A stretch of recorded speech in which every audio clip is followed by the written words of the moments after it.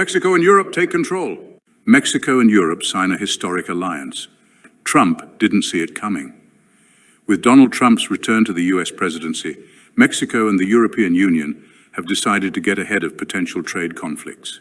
Just days before his inauguration, the EU announced the successful conclusion of negotiations for a renewed trade agreement with Mexico, sending a clear message. They are ready for any tariff situation that may arise under the new US administration. This alliance strengthens the economic and political ties between both regions, ensuring stability and mutual growth. With this historic alliance, Mexico and Europe demonstrate their commitment to free trade and international cooperation.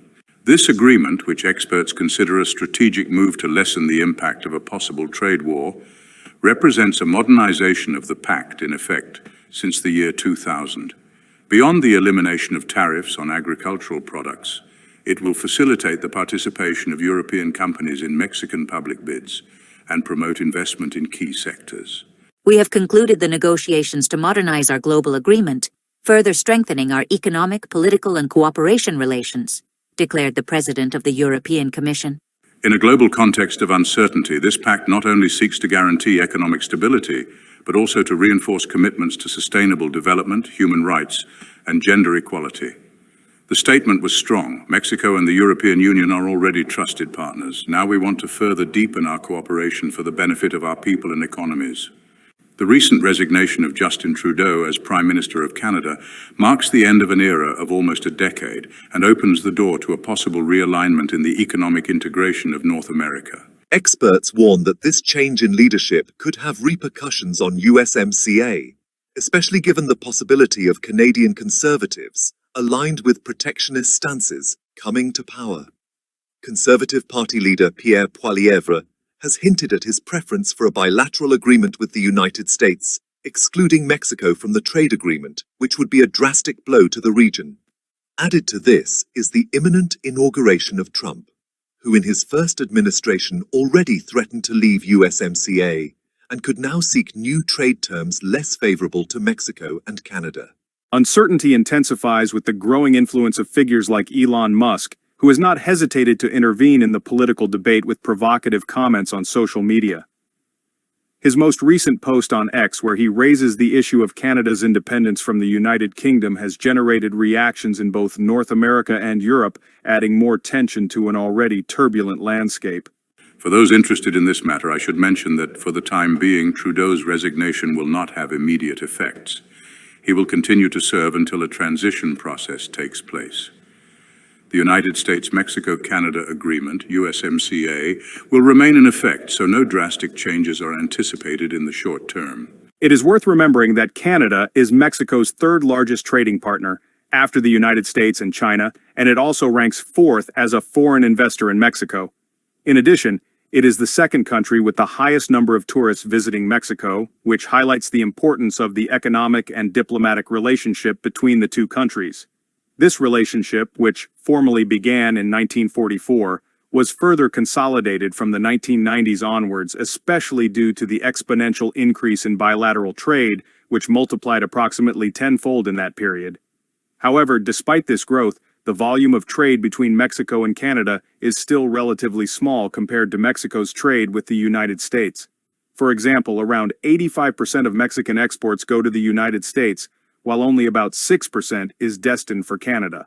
Although this percentage is not considerably high, it is important to note that Canada remains a key player in investments in Mexico, as well as in cooperation in various sectors. Mexico and Canada have an institutionalized diplomatic relationship with numerous trade agreements, as well as cooperation in areas that go beyond trade, such as environmental protection, labor mobility, and the Seasonal Agricultural Workers Program, which has been in effect since 1974. Over the years, both countries have forged alliances in certain negotiations with the United States.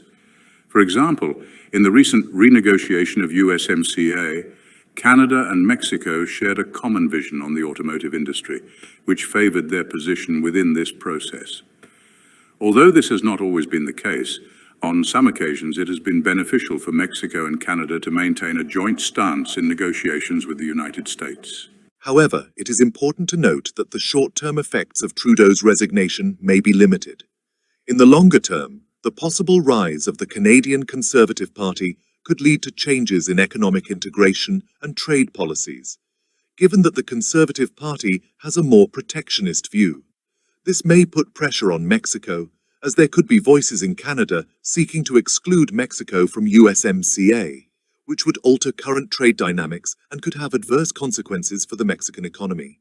The Mexican government has opted for a cautious approach in its relationship with the United States, knowing that this is not a race to get close to the Trump administration, but rather to set the stage for future negotiations. Mexico has several bargaining chips that the United States does not possess, which gives it an advantage.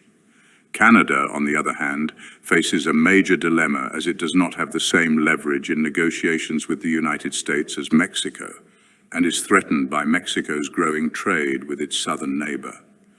Although in the past some Canadian leaders have expressed a more neutral or even aligned stance with U.S. interests, it is possible that they now see Mexico as a major economic threat which could lead to new challenges in the bilateral relationship. Throughout history, trade agreements between North American countries have been more bilateral in nature in some cases, as was the free trade agreement between Canada and the United States before the inclusion of Mexico. Even during the negotiation of USMCA, there were times when Mexico had to negotiate directly with the United States due to elections in Canada and the reluctance of some Canadian political sectors to move forward at that time. Therefore, it is not impossible that in the near future we could see bilateral agreements between Mexico and the United States, even if Canada is sidelined in certain aspects of the negotiation. Finally, it is important to highlight that in this complex scenario, Mexico has the opportunity to leverage its diplomatic experience and its ability to negotiate. Despite the differences that may arise with a conservative government in Canada or with the Trump administration, Mexico must seek to build agreements that favor it and that allow for stability in the region. The key will be flexible diplomacy and the ability to adapt to the new political and economic challenges that arise, always ensuring that Mexico's national interests are kept at the forefront. The relationship with Canada, although complicated in some aspects, remains fundamental for Mexico's development, especially in terms of trade, investment, and cooperation in various sectors.